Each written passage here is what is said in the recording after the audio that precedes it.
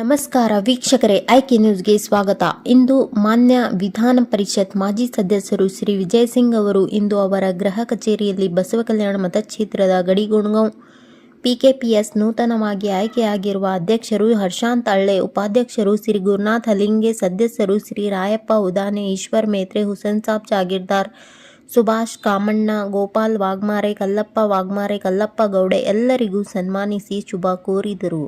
ಈ ಸಂದರ್ಭದಲ್ಲಿ ಕಾಂಗ್ರೆಸ್ ಪಕ್ಷದ ಮುಖಂಡರು ಸಿದ್ರಾಮ್ ಕಾಮಣ್ಣ, ಅಪ್ಪಾಸಾಬ್ ಮಡಿಕೆ, ಧೂಳಪ್ಪ ಕಾಮಣ್ಣ, ಜ್ಞಾನ್ ರೆಡ್ಡಿ ಗಡಿಗುಣಗಾಂವ್, ಶಿವಪ್ಪ ಪಾಟೀಲ್, ಪಪ್ಪು ಉದಾನೆ, ಸುಶಾಂತ್ ಹಳ್ಳೆ, ನವೀನ್ ಗುಂಗೆ, ಮಹಾದೇವ್ ಮಹಾಜನ್ ಸೇರಿದಂತೆ ಅನೇಕ ಮುಖಂಡರು ಉಪಸ್ಥಿತರಿದ್ದರು.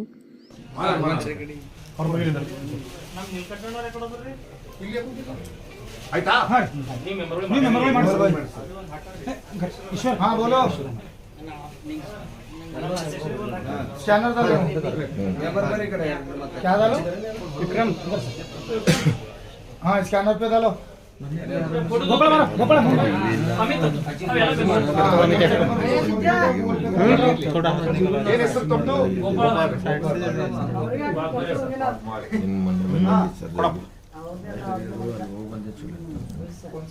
बाबू बाबू